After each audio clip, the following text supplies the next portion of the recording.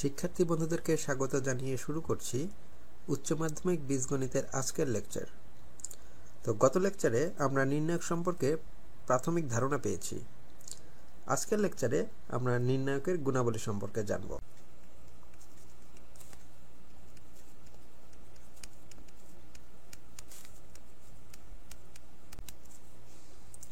তো শুরুতেই বলে রাখি, নির্ণায়কের এই গুণাবলীর যে কোনোটি নির্ণায়ককে বিস্তার করেই প্রমাণ করা যাবে।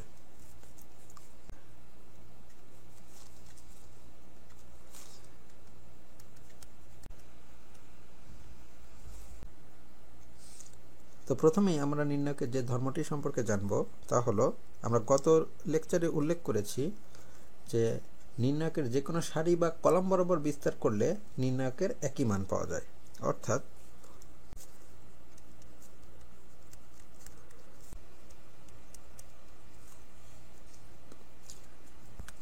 তো আমরা এই ব্যাপারটি চেক করে দেখি।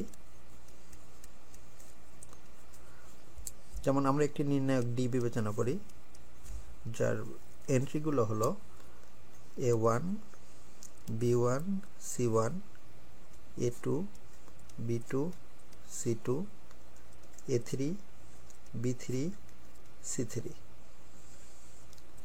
তো আমরা এই নির্ণায়কটির মান দুভাবে বের করি। প্রথমে আমরা এই নির্ণায়কটির মান বের করি এর প্রথম সারি বরাবর বিস্তার করে। অর্থাৎ আমরা যদি প্রথম সারি বরাবর বিস্তার করি তাহলে পাব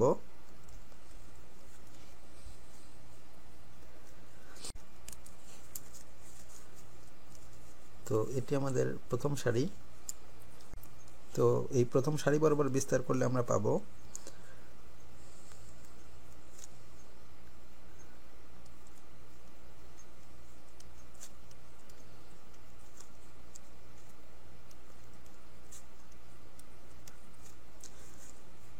ক্ষেত্রে বিয়নের ক্ষেত্রে অনুরাশির চিহ্ন negative.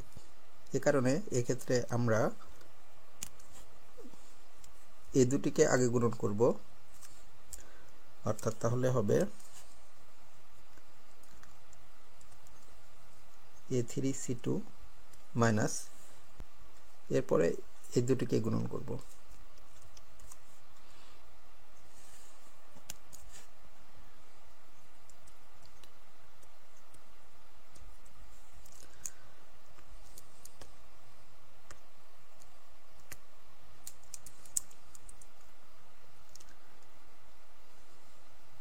Plus C1 into A2 B3 minus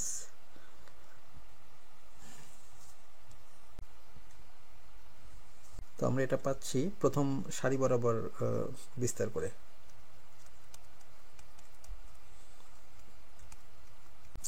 এখন এই একই নির্ণায়কের মান আমরা অন্যভাবে অন্য সারি বা কলাম বরাবর যদি বিস্তার করি,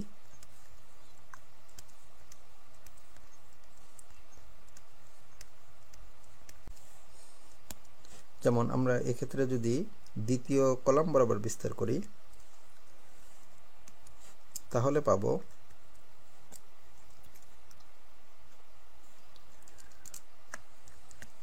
এক্ষেত্রে B1 এর অনুরাশির চিহ্ন নেগেটিভ।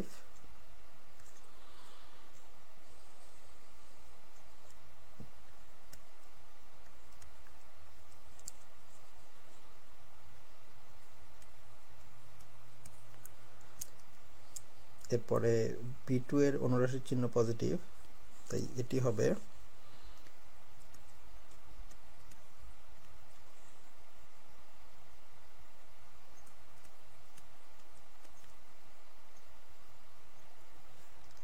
কিভাবে B3 এর অনুরাশির চিহ্ন নেগেটিভ, তাই এটি হবে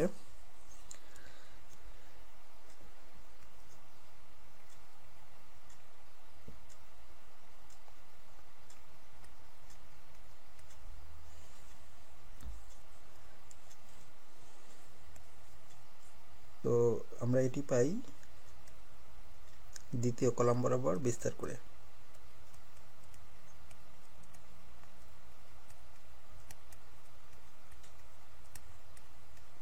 এখন আপাতদৃষ্টিতে নির্ণায়কের এ মান দুটি ভিন্ন মনে হলেও আসলে এ মান দুটি একই। তো আমরা যদি নির্ণায়কের এই দ্বিতীয় মানটিকে একটু রিঅ্যারেঞ্জ করে লিখি তাহলেই দেখা যাবে যে আসলে মান দুটি একই। তো আগে আমরা গুণন করি।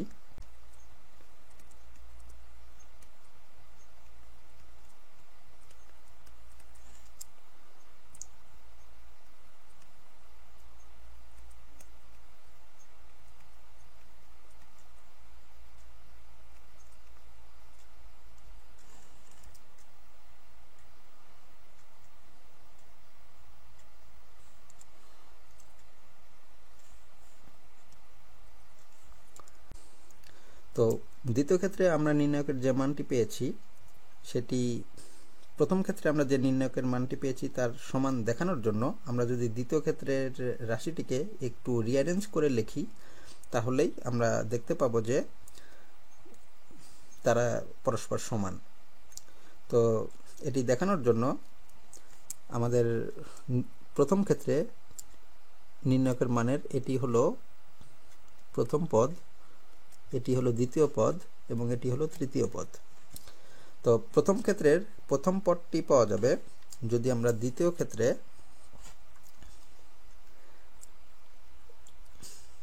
এ দুটির মাঝে থেকে a1 কমন নেই, অর্থাৎ a1 কমন নিলে আমরা পাবো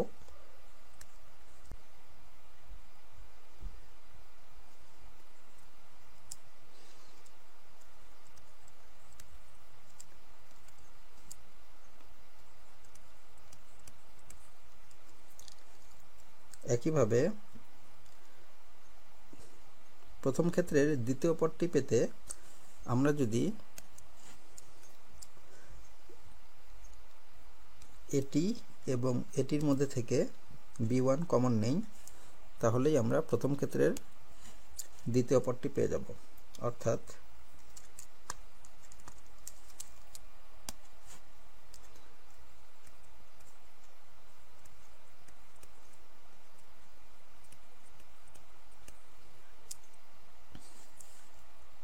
একইভাবে নির্ণায়কের প্রথম মানের তৃতীয় পদটি পেতে আমরা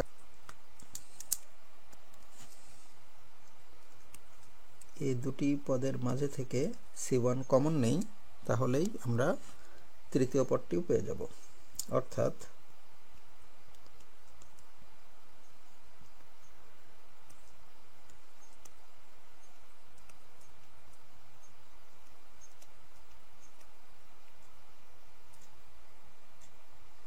তাহলে আমরা দেখতে পাচ্ছি নির্ণায়কটিকে প্রথম সারি বরাবর বিস্তার করলে অথবা দ্বিতীয় কলাম বরাবর বিস্তার করলে উভয় ক্ষেত্রে নির্ণায়কের একই মান পাওয়া যায়।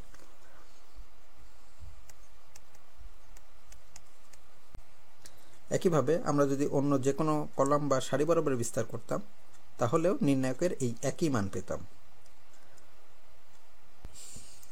এরপরে আমরা নির্ণায়কের যে ধর্মটি সম্পর্কে জানবো তা হলো আমাদের যদি কোনো নির্ণায়ক থাকে যার যে কোনো একটি সারি বা একটি কলামের সবগুলি ভুক্তি শূন্য তবে নির্ণায়কের মান শূন্য হবে। অর্থাৎ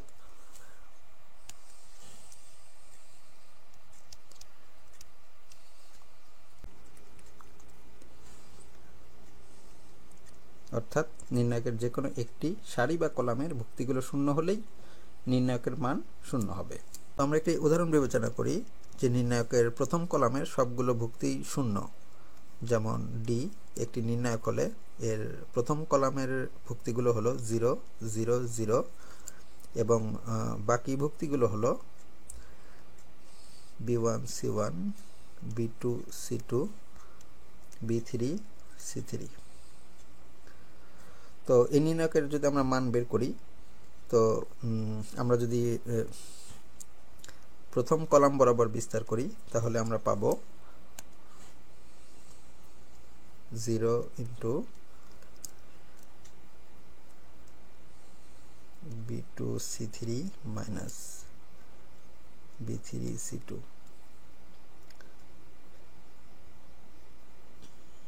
plus 0 into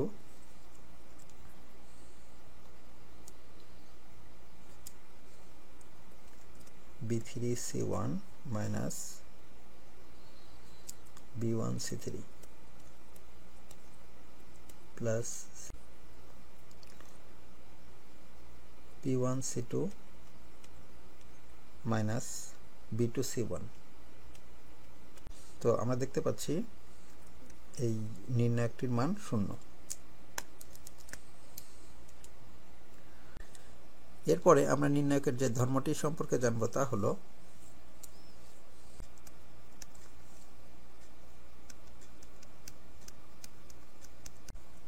অর্থাৎ নির্ণায়কের সারি এবং কলাম সমূহকে পরস্পরের সাথে বিনিময় করলে নির্ণায়কের মানের কোনো পরিবর্তন ঘটে না।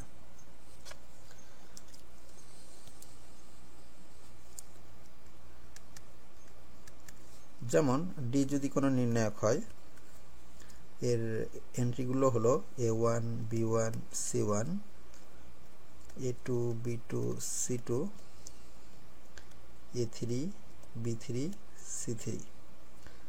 তো এই নির্ণায়কের আমরা যদি সারি এবং কলামগুলোকে পরস্পরের সাথে বিনিময় করি তাহলে যে নির্ণায়কটি পাওয়া যাবে সে নির্ণায়কের মানও একই হবে। অর্থাৎ এটি সমান হবে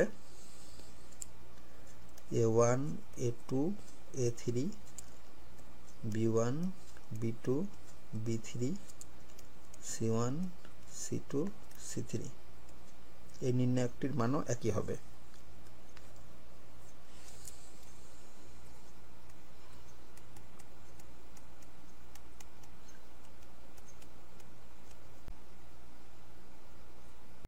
তো এটি কিভাবে সম্ভব সেটি নিয়ে আমরা যদি একটু চিন্তা করি তাহলে দেখা যাবে নির্ণায়কের মানের প্রতিটি পদে প্রত্যেক সারি এবং কলাম থেকে একটি ভুক্তি থাকে।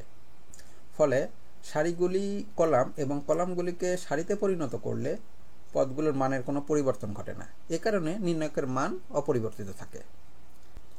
যেমন আমরা নির্ণায়কের প্রথম ধর্মটির ক্ষেত্রে যে উদাহরণটি দিয়েছি, দ্বিতীয় ক্ষেত্রে আমরা দ্বিতীয় কলাম বরাবর বিস্তার করেছি।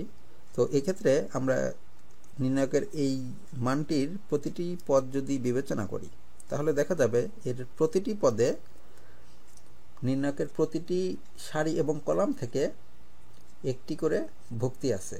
এ কারণে আমরা যদি এর সারিগুলি কলাম এবং কলামগুলিকে সারিতে পরিণত করি তাহলে এর পদগুলোর মানের কোনো পরিবর্তন ঘটবে না। এ কারণে নির্ণায়কের মানও অপরিবর্তিত থাকবে।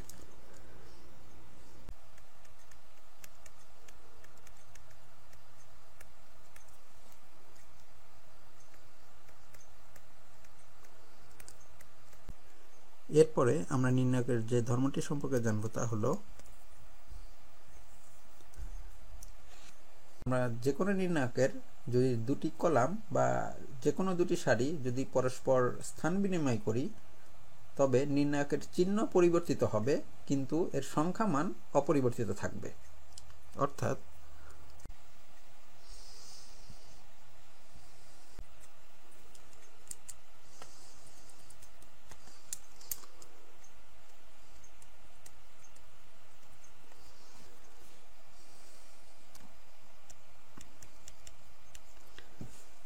যেমন আমরা আবারও আমাদের একই নির্ণায়ক ডি বিবেচনা করি।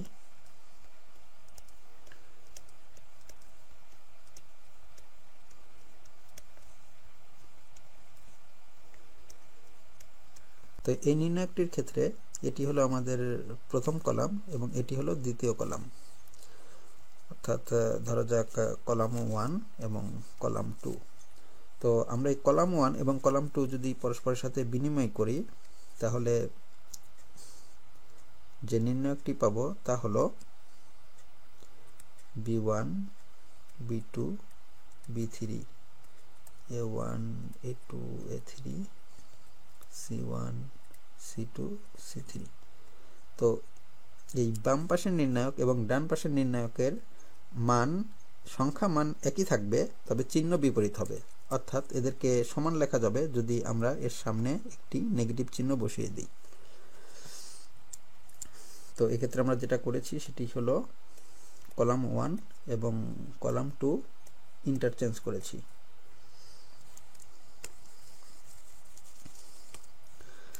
তো আমরা এটা খুব সহজেই চেক করতে পারি। যদি আমরা বিস্তার করি, উভয় ক্ষেত্রে যদি আমরা বিস্তার করি তো আমরা দেখব যে এক্ষেত্রে উভয় নির্ণায়কের মান সংখ্যা মান একই থাকে, শুধুমাত্র তাদের চিহ্ন বিপরীত হয়।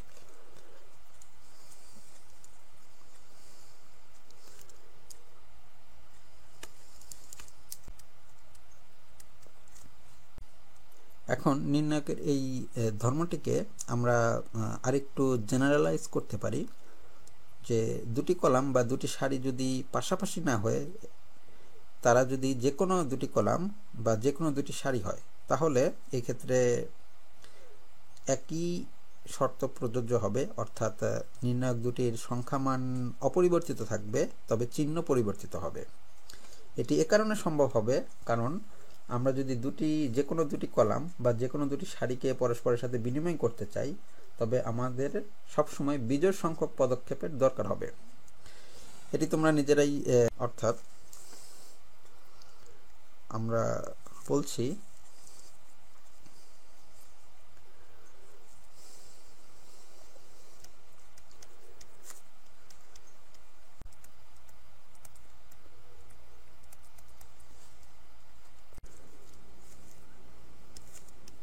যেমন এই নির্ণায়কটির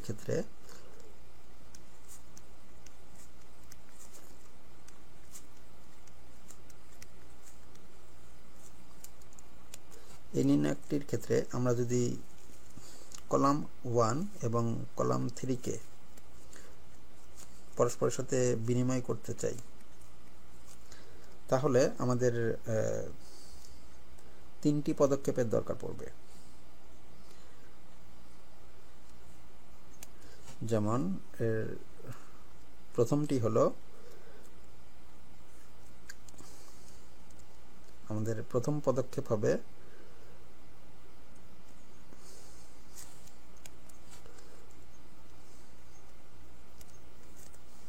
কলাম 2 এবং কলাম 3 কে পরস্পরের সাথে বিনিময় করা, এবং আমরা যদি বিনিময় করি তাহলে পাবো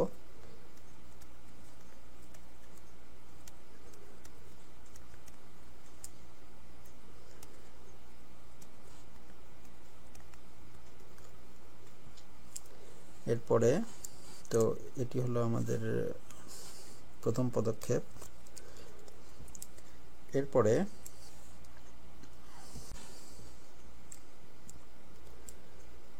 আমাদের প্রথম কলাম এবং দ্বিতীয় কলামকে পরস্পরের সাথে বিনিময় করতে হবে, এটি হবে দ্বিতীয় পদক্ষেপ। তাহলে আমরা পাবো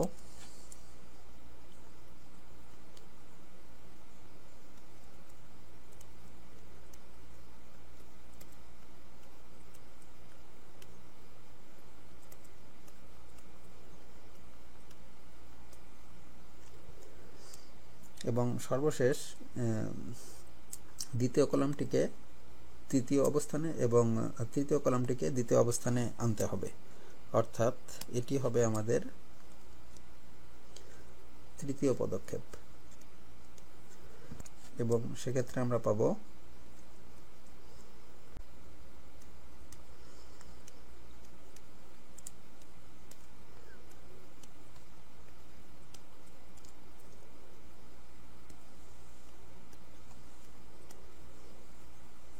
তাহলে দেখা যাচ্ছে আমরা কোনো নির্ণায়ক ডি এর যদি প্রথম এবং তৃতীয় কলামকে পরস্পরের সাথে বিনিময় করতে চাই, তাহলে আমাদের 3টি পদক্ষেপের দরকার পড়ে এবং প্রতিটি পদক্ষেপে একবার করে চিহ্ন পরিবর্তিত হবে।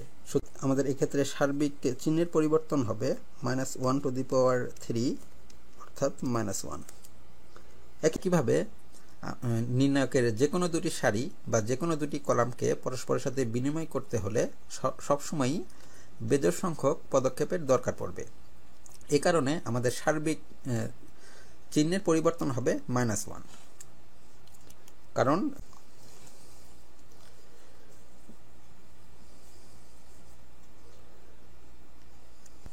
সুতরাং আমরা একটু আগে নির্ণায়কের যে ধর্মটি লিখেছি সেটিকে আমরা জেনারেলাইজ করতে পারি এভাবে,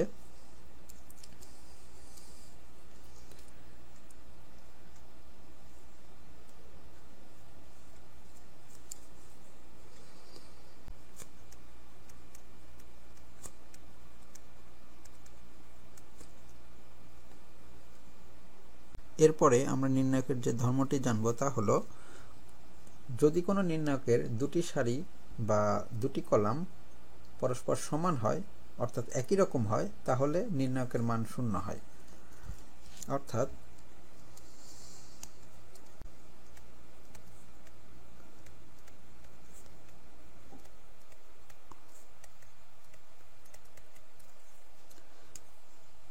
অর্থাৎ যদি কোনো নির্ণায়কের দুটি সারি অথবা যে কোনো দুটি কলাম পরস্পর সমান হয় অর্থাৎ একই রকম হয় তাহলে নির্ণায়কের মান 0 হয়। যেমন আমরা একটি নির্ণায়ক বিবেচনা করি যার দুটি কলাম সমান।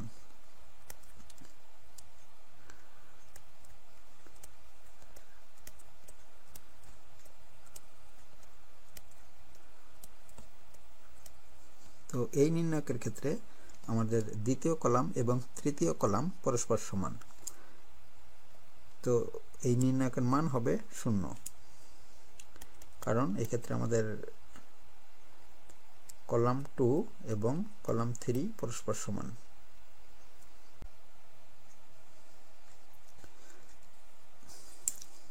তো আমরা এটা সহজেই চেক করে দেখতে পারি। প্রথমেই আমরা সরাসরি বিস্তার করে চেক করতে পারবো। যেমন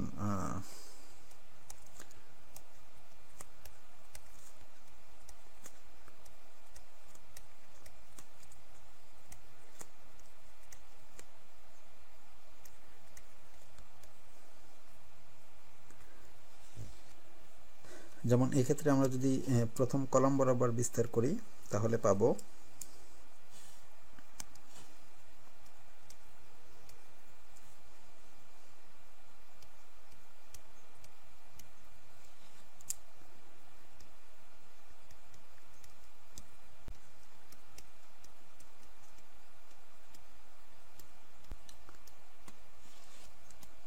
অথবা আমরা এটাকে বিকল্পভাবে এভাবেও প্রমাণ করতে পারি।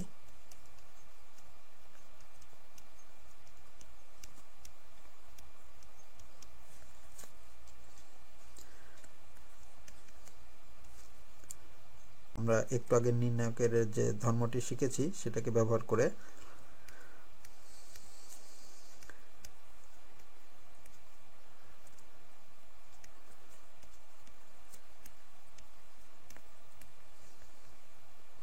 তো এক্ষেত্রে আমরা যদি দ্বিতীয় এবং তৃতীয় কলাম পরস্পরের সাথে বিনিময় করি তাহলে পাবো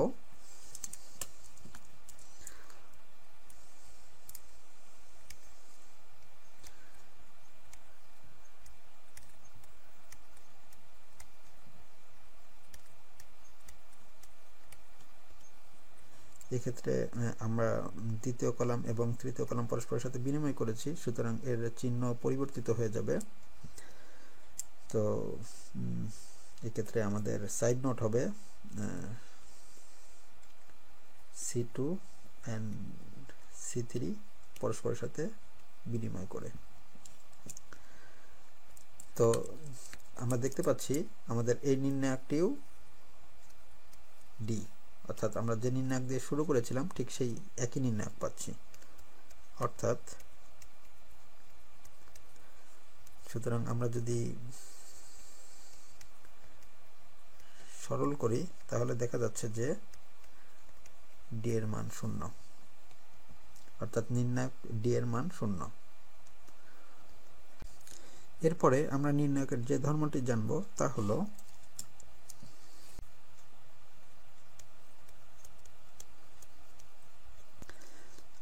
অর্থাৎ কোনো নির্ণায়কের যে কোনো সারি বা কলামের প্রতিটি ভুক্তিকে কোনো স্থির সংখ্যা দ্বারা গুণ বা ভাগ করলে নির্ণায়কের মানকেও সেই স্থির সংখ্যা দ্বারা গুণ বা ভাগ করা হয়। যেমন আমরা একটি উদাহরণ দেই। T কোনো নির্ণায়ক যার ভুক্তিগুলো হলো A1 B1 C1 A2 B2 C2 A3 B3 C3। তো এই নির্ণায়কটিকে আমরা যদি কোনো স্কেলার m দ্বারা গুণন করি তাহলে হবে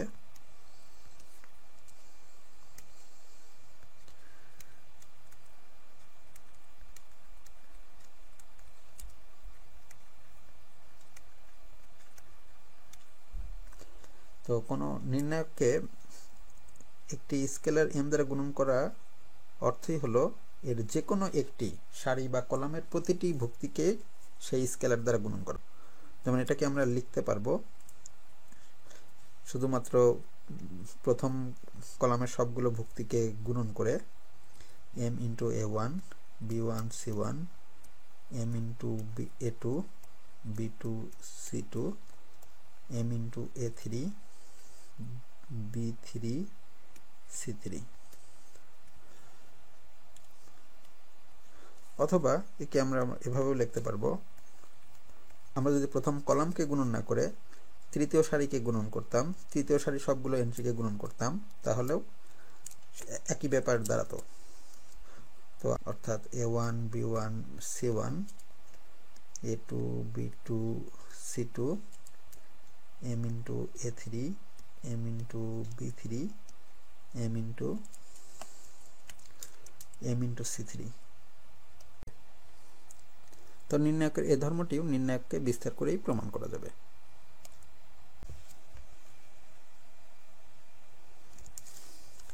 এখন নির্ণায়কের 5 এবং 6 নং ধর্ম ব্যবহার করে আমরা আরেকটি ধর্ম লিখতে পারবো, তা হলো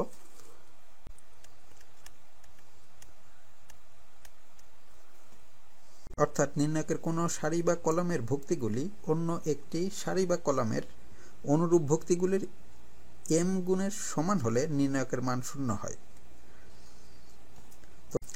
তো এটি আসলে নির্ণায়কের 5 এবং 6 নং ধর্মকে একত্রিত করে পাওয়া নতুন আরেকটি ধর্ম। অর্থাৎ আমরা যদি উদাহরণ দিই, আমাদের ডি কোন নির্ণায়ক এর প্রথম কলাম a1 a2 a3, দ্বিতীয় কলাম b1 b2 b3 এবং তৃতীয় কলামটি যদি দ্বিতীয় কলামের m গুণের সমান হয়, অর্থাৎ m into b1 m into b2 m into b3। তো আমরা এখন দেখাতে পারবো যে এই নির্ণায়কটির মান 0। তো এটি দেখানোর জন্য আমরা যদি নির্ণায়কের 6 নম্বর ধর্মটি ব্যবহার করি, তাহলে এই নির্ণায়কটিকে আমরা লিখতে পারবো m Times a1 b1 b1 a2 b2 b2 a3 b3 b3।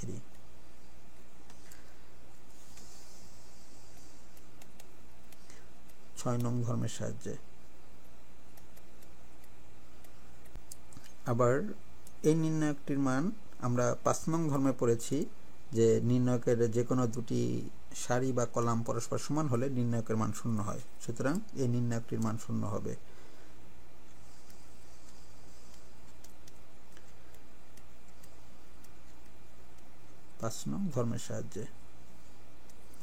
নির্ণায়কের 5 নং ধর্মের সাহায্যে।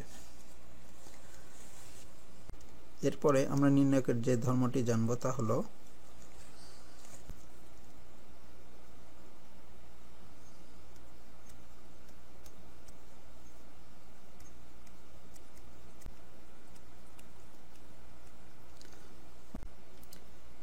অর্থাৎ যদি কোনো নির্ণায়কের কোনো সারি বা কলামের প্রতিটি ভুক্তি দুটি পদ নিয়ে গঠিত হয়, তাহলে নির্ণায়কটি অপর দুটি নির্ণায়কের সমষ্টিরূপে প্রকাশ করা যাবে।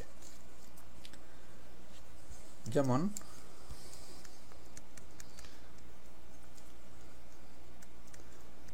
আমরা একটি নির্ণায়ক বিবেচনা করি যার প্রথম কলামের প্রতিটি ভুক্তি দুটি পদ নিয়ে গঠিত, যারা হলো a1 plus alpha 1 a2 plus alpha 2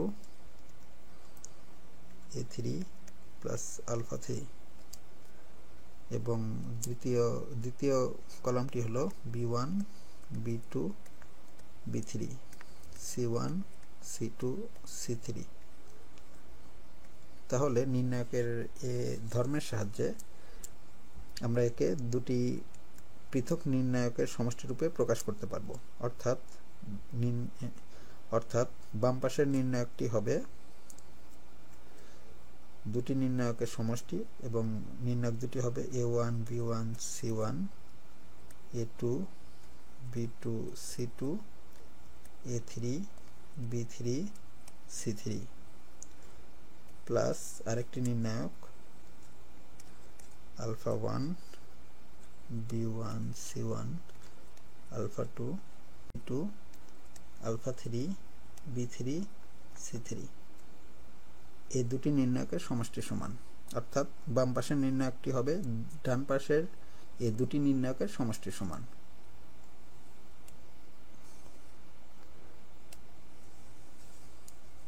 তো এটিও আমরা বিস্তার করে চেক করতে পারবো।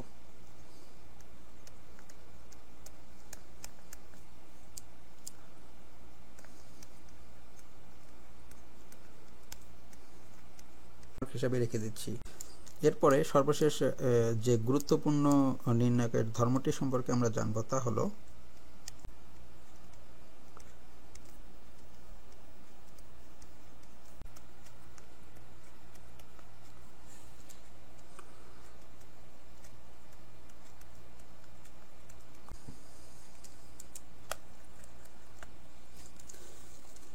অর্থাৎ নির্ণায়কের কোনো সারি বা কলামের প্রতিটি ভুক্তি অন্য একটি সারি বা কলামের অনুরূপ ভুক্তির একই গুণিতক দ্বারা হ্রাস বা বৃদ্ধি করা হলে নির্ণায়কের মানের কোনো পরিবর্তন ঘটে না।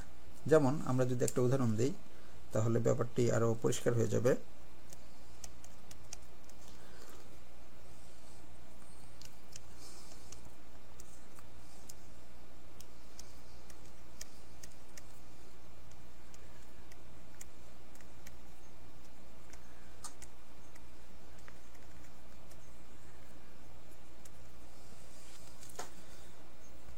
তো এক্ষেত্রে নির্ণায়কটির দ্বিতীয় কলামকে কোনো স্কেলার দ্বারা গুণন করে এটিকে প্রথম কলামের সাথে যোগ করি, তাহলে পাবো a1 প্লাস ধরা যাক স্কেলারটিকে kb1, একইভাবে a2 plus kb2, a3 plus kb3। তো আমরা বলছি এক্ষেত্রে নতুন যে নির্ণায়কটি পাবো সেটির মান আগের নির্ণায়কটি সমান হবে, অর্থাৎ এই নির্ণায়ক দুটি পরস্পর সমান। তো এক্ষেত্রে আমরা যে ব্যাপারটি করেছি তাকে যদি আমরা সাইড নোট দিয়ে লিখি তাহলে দাঁড়াবে c1 prime equals c1 plus kc2,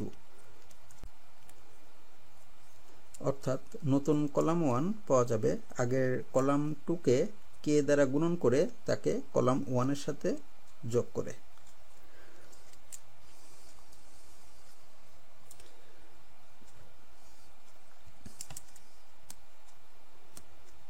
তো আমরা যদি এখন এটাকে প্রমাণ করতে চাই তাহলে এটি কি প্রমাণ করা যাবে এভাবে। আমরা ডান পাশের নির্ণায়কটি থেকে শুরু করি।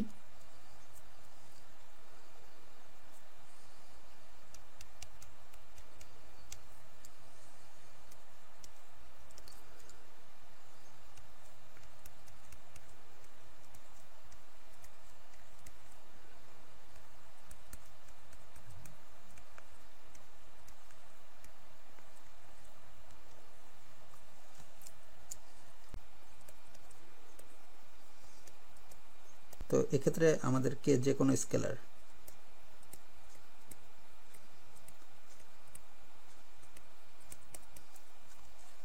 তো এখন আমরা একটু আগে নির্ণায়কের যে ধর্মটি শিখেছি নির্ণায়কের 8 নং ধর্ম, সেই ধর্মটিকে ব্যবহার করে এই বাম পাশের নির্ণায়কটিকে দুটি নির্ণায়কের সমষ্টি রূপে লেখা যাবে। অর্থাৎ একে লেখা যাবে a1 b1 c1 a2 b2 c2 a3 b3 c3 plus আরেকটি নির্ণায়ক যেটি হবে kb1 b1 c1 kb2 b2 c2 kb3 b3 c3। তো এটি আমরা লিখেছি 8 নং ধর্মের সাহায্যে।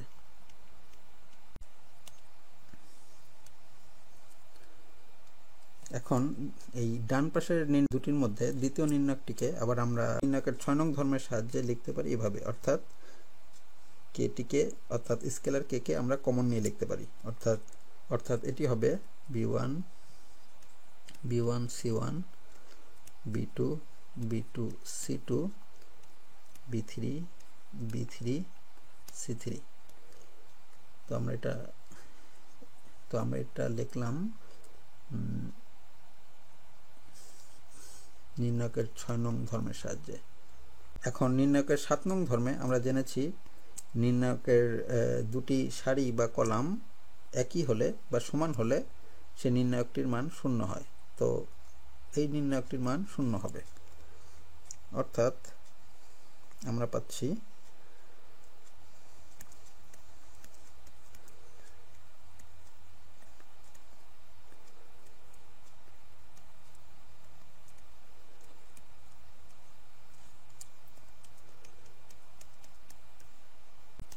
তাহলে আমরা পাচ্ছি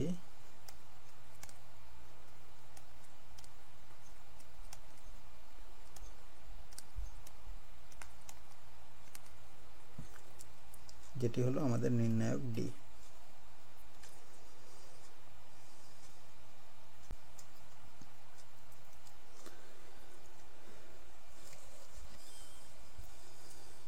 সুতরাং আমরা দেখতে পাচ্ছি নির্ণায়কের কোনো সারি বা কলামের প্রতিটি ভুক্তিকে অন্য একটি সারি বা কলামের অনুরূপ ভুক্তির একই গুণিতক দ্বারা হ্রাস বা বৃদ্ধি করা হলে নির্ণায়কের মানের কোনো পরিবর্তন ঘটে না। তো নির্ণায়কের এ ধর্মটি আমাদের নির্ণায়ক সম্পর্কিত বিভিন্ন সমস্যার সমাধানে প্রাথমিক স্টেপ হিসাবে অনেক কাজে লাগবে। তো আমরা নির্ণায়কের এই 9টি ধর্ম সম্পর্কে জানলাম। পরবর্তী লেকচারে নির্ণায়কের এই ধর্মগুলো বা এই গুণাবলী ব্যবহার করে কিভাবে নির্ণায়ক সম্পর্কিত বিভিন্ন সমস্যার সমাধান করা যায় সেটি দেখব। তো পরবর্তী লেকচারে সকলকে আমন্ত্রণ জানিয়ে আজকের লেকচার এখানে শেষ করছি।